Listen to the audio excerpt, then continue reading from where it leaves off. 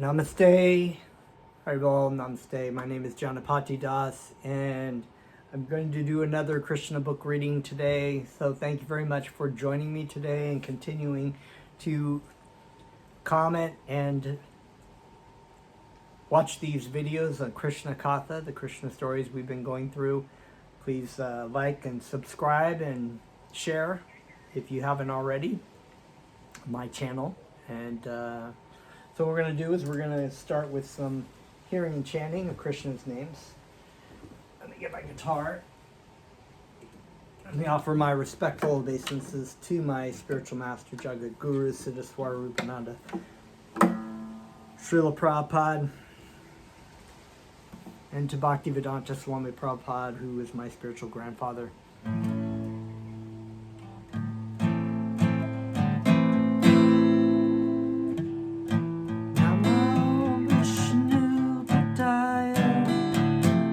Prastaya Bhutale Shrimate Siddhaswara Rupananda Paramahamsa Vidinamine Namo Vishnu Padaya Krishna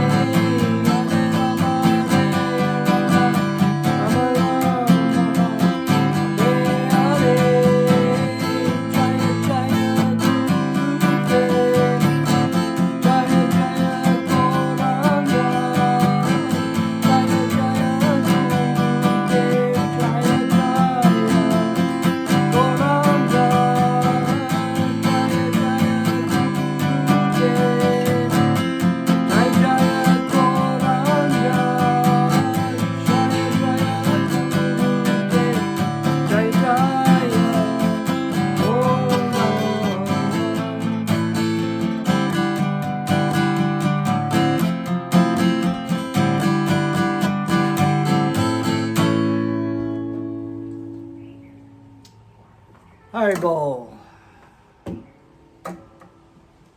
Om Namo Bhagavate Vasudevaya.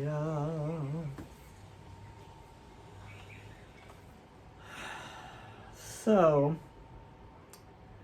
we have been reading from the Krishna book on the chapter, of course, where Mathura had gone to retrieve Krishna and Balaram from, by the request of King Kamsa, to bring Krishna and Balaram to Mathura. And they had been, of course, we'd gone and we talked about that. And they were on their way to Mathura, and they decided to bathe in the Jamuna River on their way there.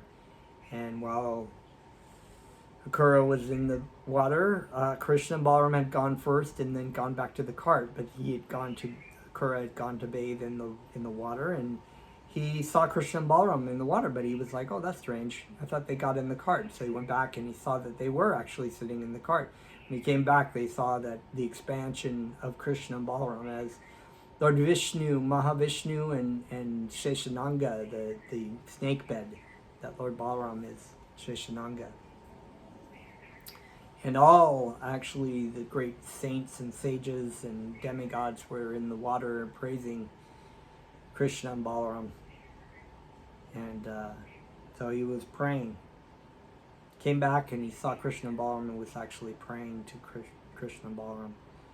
While Mathura was offering prayers to the Supreme Personality of Godhead, the Lord disappeared from the water exactly as an expert dramatic actor changes his dress and assumes his original feature. After the Vishnu Murti disappeared, Mathura got out of the water. Finishing the rest of his ritualistic performance, he went near the chariot of Balaram and Krishna and was struck with wonder. Krishna asked whether he had seen something wonderful within the water or in space. Mathura said, "My dear Lord, all wonderful things that are happening within this world, either in the sky or in the water or on the land, are factually appearing in your universal form. So when I have seen you, what wonderful things have I not seen?" This statement confirms the Vedic version that one who knows Krishna knows everything, and one who has seen Krishna has seen everything, regardless of how wonderful a thing may be. "My dear Lord," Mathura continued, "there cannot be anything more wonderful than your transcendental form. When I have seen your transcendental form, what is there left to see?" It's a very true statement about material life. We actually aspire to try to attain and see wonderful things in this world, maybe beautiful places or aspirations that we have, and we find that they always fall short. As majestic as it may be, or as wonderful it may be for a temporary time span, nothing is as wonderful as Krishna. We find that really quickly in material life, that all things fall flat, all things are fallible, and nothing is permanent. So, but Krishna is permanent. Krishna is wonderful. Krishna is the source of all great things, all wonderful things. And so when he says, when I have seen your transcendental form, what is there left to see? Nothing. There's nothing left to see. Nothing is great, We can continue to see Krishna. After saying this, Mathura immediately started the chariot. By the end of the day, they had almost reached the precincts of Mathura. When passing from Vrindavan to Mathura, all passerby along the way saw Krishna and Balaram, could not help but look at them again and again.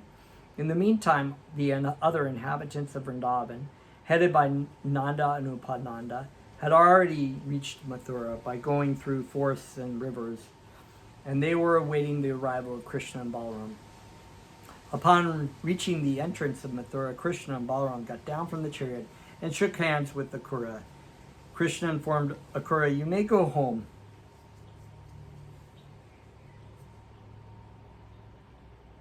Now, because we shall enter Mathura along with our associates." Mathura replied, "My dear Lord, I cannot go to Mathura alone, leaving you aside. I am your surrendered servant. Please do not try to avoid me. Please come along with me, with your elder brother and cowherd boy friends, and sanctify my house. My dear Lord, if you come, my home will be sanctified by the dust of your lotus feet. So similarly, even when someone is in the association of a great devotee of Krishna, or any devotee of Krishna for that matter, their house is sanctified by the presence if they're there in their house. Or you're sanctified if you come into contact or, are very fortunate to hear from the devotee of Krishna.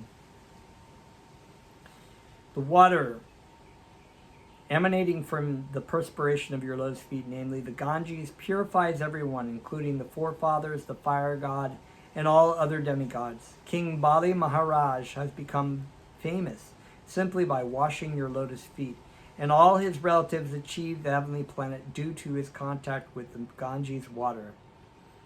Bali Maharaj himself enjoyed all material opulences, and later on was elevated to the highest exalted position of liberation. There's a story of Bali Maharaj in the Srimad Bhagavatam, earlier in the Srimad Bhagavatam, and how Lord Krishna, Lord Vishnu, came as Vamanadev. And there's a whole story behind that. But basically, Bali Maharaj gave him, everything that he owned. He actually was, complete owner of being a king. He was the owner of so much, but he ended up giving it, even against the recommendations of his teachers and his spiritual teacher. Bali Maharaj gave everything to Vamanadev.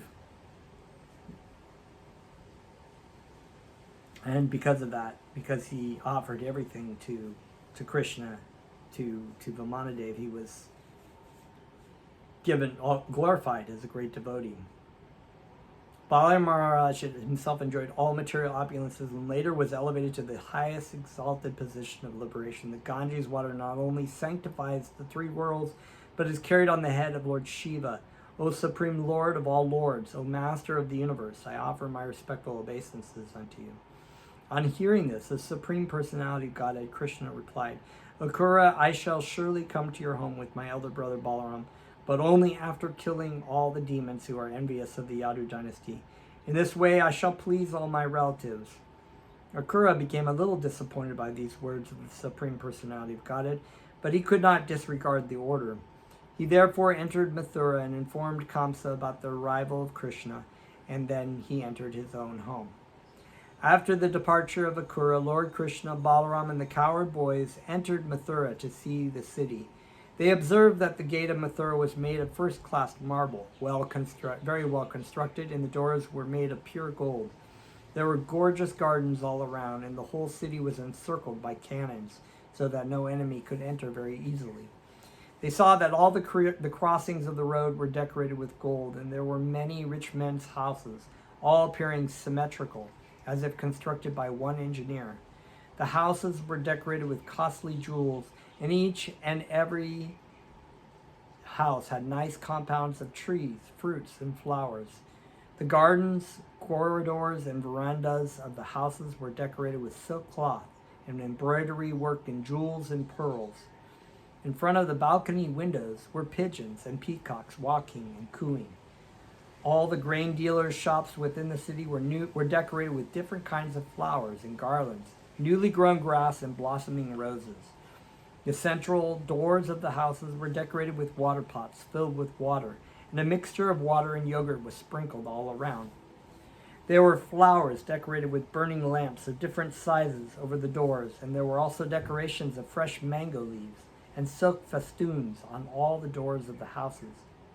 When the news spread that Krishna, Balaram, and the cowherd boys were within Mathura city, all the inhabitants gathered, and the ladies and girls immediately went up to the roofs of the houses to see them. They had been awaiting the arrival of Krishna and Balaram with great anxiety, and in their extreme eagerness to see Krishna and Balaram, the ladies did not dress themselves very properly. Some of them placed their dress in the wrong place. Some anointed their eyes on one side only, and some wore ankle bells only on one leg, or wore only one earring. Thus, in great haste, not even decorated properly, they came to see Krishna from the roofs. Some of them had been taking their lunch, but as soon as they heard that Krishna and Balaram were in the city, they left their eating and ran to the roof. Some of them were in the bathrooms taking their baths, but without properly finishing their baths, they came to see Krishna and Balaram. Passing by very slowly and smiling, Lord Krishna immediately stole their hearts. He, who is the husband of the goddess of fortune, passed through the street like an elephant. For a very long time, the women of Mathura had heard about Krishna and Balaram and their uncommon characteristics, and they were very much attracted to and eager to see them. Now, when they actually saw Krishna and Balaram passing on the street and saw them sweetly smiling, the ladies' joys reached the point of ecstasy.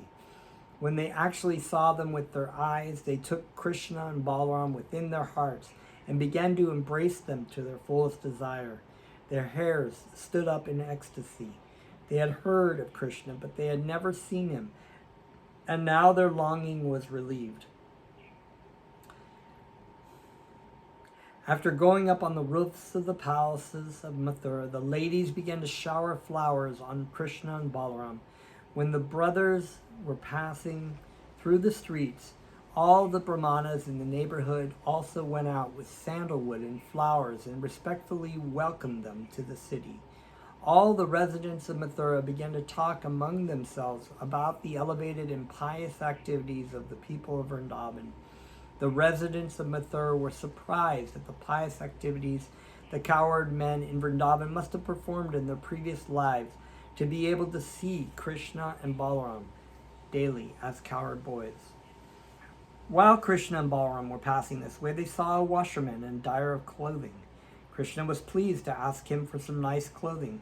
He also promised that if the washerman would deliver the nicest dyed cloth to him, he would be very happy, and all good fortune would be his.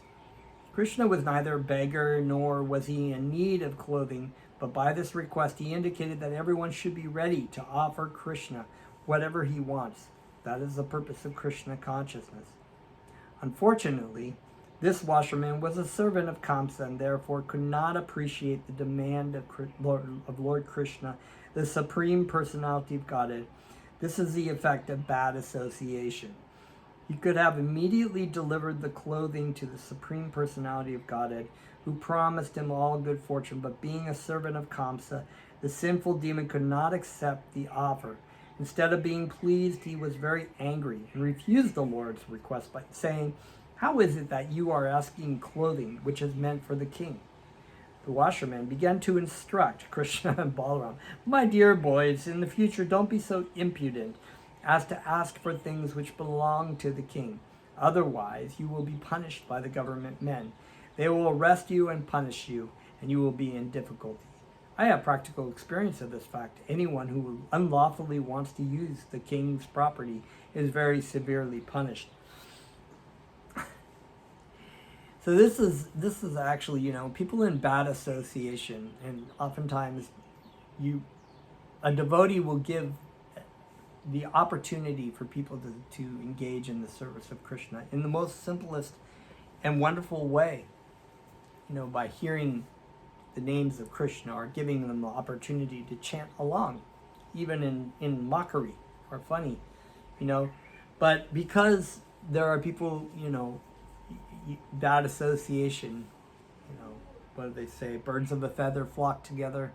You influence, there are a lot of times where there's so much nonsense out there, especially on the internet, people can become influenced wrongly, and therefore when given the opportunity, which they don't even realize is to their greatest benefit, they don't take it, they reject it, and they are arrogant and envious of Krishna. So therefore, just like this washerman who's like, well, this is the king's property, and then he turns around and takes his opportunity to instruct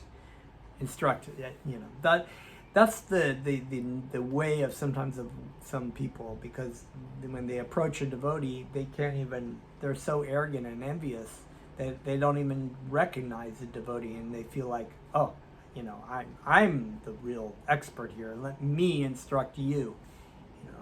Which is very arrogant when you're trying to. Well, there's two ways of looking at that. One, when you're trying to learn about spiritual life, of course, as we've learned, we have to approach a spiritual master in a humble state of mind, feeling oneself to be lower than the straw on the street. We don't really, if we feel like we know the absolute truth, then there's no reason to approach a spiritual master.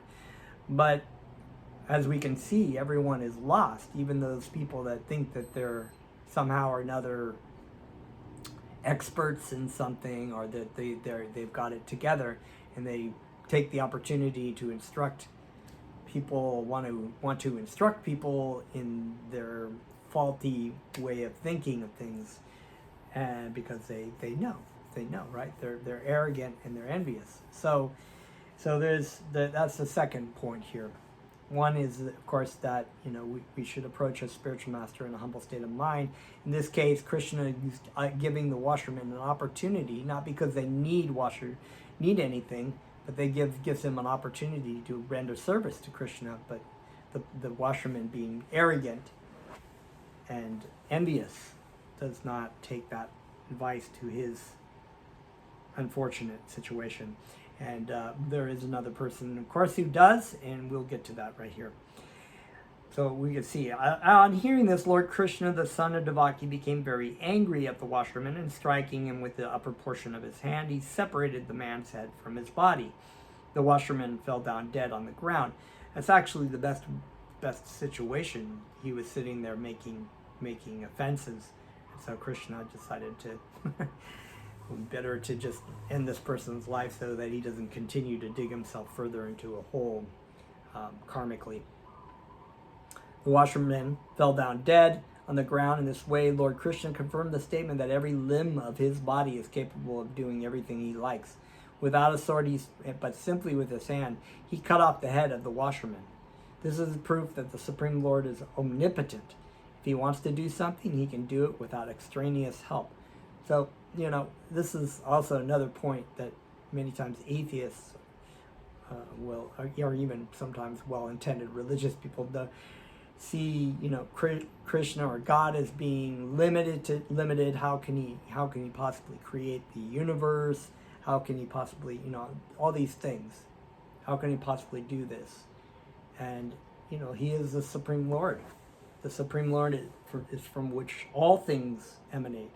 So it's not whatever we think as humans is difficult to imagine in our mind, or try to somehow think, well, I can't do that. I don't know anybody who can do that. We're so small, one of these things, they've just released these pictures of the universe that originally the Hubble telescope took, and they've just updated them with like even more fine tuning, and it's just amazing. It's just one section of the sky, and it's like just thousands of galaxies, and that's just one section. So we're gonna say somehow or another that because we can't figure out, us little spirit souls in these little bodies in this little tiny corner of this particular universe, and as we know from the Vedas, that there are multiple, infinite numbers of universes, some even greater dimensions, that we don't even know all the dimensions of this universe alone is so huge, and yet there are universes of much larger depth and dimensions, and all these universes have living entities who don't want to serve Krishna. This is just one small section, like the material universe. So the spiritual sky alone is infinite. It's we can't even imagine it. So this is a good point to remember that Krishna can do whatever he wants. He has any capability, and his ways of doing things is omnipotent. Means that it's beyond human intellect to be able to try to comprehend. After this ghastly incident, the employees of the washerman immediately dispersed, leaving the clothing. Krishna and Balaram took possession of it, so they got it anyway. Another point I just thought of right now too is that oftentimes, not oftentimes, just in a lot of cases, living entities are envious of Krishna, and they believe what they own is what they own. But Krishna may have given these things to people and for temporary use, but he will take them back, just like he took the possession of this.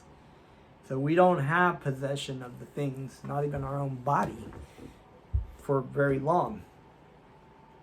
But we somehow think that it belongs to us. So they took possession of it and dressed according to their choice. Let's see how much time we have. 26. The rest of the clothes were offered to the cowherd boys, who also used them as they desired. So he gave them to his devotee, his cowherd boyfriends, who he loves. He's like, okay, we're going to play with this, That's like when he went to the Brahmanas. He said, go to the Brahmanas and get some food. Ask them for food. But the Brahmanas were also equally, even though they were supposed to be devotees of Krishna, Lord Vishnu, Lord Narayan, they were arrogant and they were envious. And so they denied Krishna and the cowherd boys what they had asked. What they did not use remained there. They then continued to proceed. In the meantime, a devotee, tailor, took the opportunity of service. That's a very important point. He had an opportunity. He saw Krishna and Balaram. He knew exactly who they were. He was a devotee of Krishna. And he took the opportunity of service. So there's so many ways, and they're laid out sometimes as 9 different methods of devotional service, which include hearing, repeating or chanting, serving the Lord's lotus feet. There's so many ways to subcategories to serve Krishna. I'm using my phone, my stand, the things that are given to me in my possession to create these videos so that I can share with people. That's, my humble attempt at trying to spread my spiritual master's mission and my spiritual grandfather's mission to give people Krishna. So there's so many ways, but, the devotees of Krishna always remind those people, the students and disciples of spiritual masters, or people who are trying to aspire onto this path, that, the greatest thing you can do, and even my spiritual master told me this, was that to hear and repeat Krishna's names and share them with people. That is the most pleasing thing to do for your spiritual master. And he says it over and over again. He said it so many times. And we all, being kind of stupid, forget that. We think, I have to create this huge system that I, can do, and I got to think of ways, and, I don't really have anything I can offer. No, you have your voice, you have your ability to repeat into Krishna's names. That is the most important. It's wonderful. Because even in this space that I'm sitting in right now, there are humans around that can hear me chant, but there are also thousands and thousands of, and maybe millions of living entities within the space. Some we can't see, microbes and bugs and ants and cats outside and birds and so many different kinds of living entities that, I could say Krishna, Krishna, Krishna, chant Krishna's names, and they're all benefited. There's another wonderful story. I keep thinking of stories that once I heard a story about Bhaktivedanta Swami, and he asked his disciples, he asked his students to plan a kirtan party that the public could come to. And it was out in this wooded area. They thought, we'll make lots of prasadam, food, and we'll chant, and da-da-da-da, and all these people will come. Well, they advertised for it, and nobody came, no humans. And so the disciples were bummed. And he said, why are you sad? And said, well, Prabhupada, nobody came for our kirtan. And he said, what do you mean nobody came? And he walked over to a tree and he put his hands up and said, Haribol!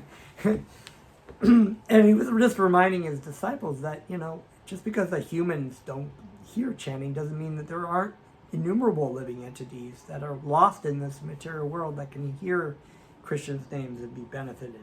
So that's a very important point. that this devotee tailor took the opportunity of service and prepared some nice clothes from the cloth for Krishna and Balaram. Thus, being very nicely attired, Krishna and Balaram looked like elephants dressed with colored clothing on the full moon day of a dark moon. Krishna was very much pleased with the tailor and gave him the benediction of Swarupya Mukti, which means that after leaving his body, he would be liberated and would attain a body exactly like four-handed Narayan in the Vaikuntha planets. He also granted him as long as he would live, he would earn sufficient opulence to be able to enjoy sense gratification. By this incident, Krishna proved that those who are Krishna consciousness devotee will not be lacking material enjoyment or sense gratification. They will have sufficient opportunity for such things, but after leaving this life, they will be allowed to enter the spiritual planet of Vaikuntha Loka or Krishna Loka, Goloka Vrindavan, which is, the most important thing. It's like this, this saying by the Lord Jesus Christ, why do you worry? Consider the lilies of the field. Consider the birds in the air. They don't whine and complain and try to toil for material things, but the Lord supplies them with things, provides them with everything that they need. So a devotee of Krishna is not encouraged to hanker extremely over sense desire, but it doesn't mean that the Lord will neglect the devotee. It just all depends on the situation of how that living entity, where he's at. After dressing nicely, Krishna and Balaram went to a florist of the name Sudama. As soon as they reached the precinct of his house, the florist immediately came out with great devotion, fell down on his face to offer his respectful obeisances. He offered a nice seat to Krishna and Balaram and asked his assistant to bring out flowers and betel nuts smeared with pulp of chandana. The florist welcomed greatly satisfied the Lord. So here again is another devotee who takes even more of an opportunity to engage in service to Krishna and Balaram. The florist very humbly and submissively offered his prayers to the Lord, saying, "My dear Lord, because you have come to my place, I think all my forefathers and all my worshipable superiors are pleased and delivered. My dear Lord, you are the supreme cause of all causes of this cosmic manifestation, but for the benefit of the residents of this earthly planet, you have appeared with your planetary portion to give protection to your devotees and to annihilate the demons. You are equally disposed as the friend of all living entities. You are the supersoul, and you do not discriminate between friend and enemy, yet you are pleased to give your devotees the special result of their devotional activities. My Lord, I am praying that you will please tell me whatever you wish me to do, because I am your eternal servant. If you will allow me to do something, it will be a great favor to me." The florist Sudama was greatly pleased within his heart by seeing Krishna and Balaram in his place, and thus as his choicest desire, he made 2 exquisite garlands of various flowers and presented them to the Lord. Both Krishna and Balaram were very pleased with the sincere service, and Krishna offered the florist his salutation and benediction, which he is always prepared to bestow upon the surrendered souls. When the florist was offered benediction, he begged from the Lord that he might remain his eternal servant in devotional service, and by such service do good to all living creatures. By this, it is clear that a devotee of the Lord in Krishna consciousness should not be simply satisfied by his own advancement in devotional service. He must be willing to work for the welfare of all others.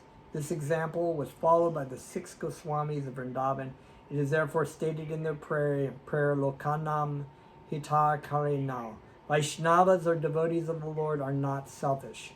Whatever benefit they derive from the Supreme Personality of Godhead as benediction, they want to distribute to all other persons. That is the greatest of all humanitarian activities. Being satisfied with the florist, Lord Krishna not only gave him benediction for whatever he wanted, but over and above that, he offered him all material opulences, family, prosperity, long duration of life, and whatever else his heart desired within the material world. Thus ends the Bhaktivedanta purport of the 40th chapter of Krishna. Krishna enters Mathura. So next time we're going to read about a little bit more into the story of what happens next. Some of you may already know, but it's always wonderful to hear. Once again, as a devotee prays and what kind of surrender they have to Krishna, as this last devotee, he's offered all kinds of benediction. And there is another story of the Sudama Brahmin, which we will read later. Sometimes Krishna offers material opulence to the devotee with the understanding that the devotee just wants to give it back to Krishna. They're appreciative, but they're not looking for material benediction in this life. They're looking for their service, like the florist was saying. He wanted to make the garlands for Krishna. He just wanted to be in the service of Krishna, and that was good enough for him. So Krishna benedicts him with that service, which is the highest service that one can have. So let's serve our spiritual master and serve Krishna and Lord Chaitanya by hearing and chanting Krishna's most holy names. Thank you very much.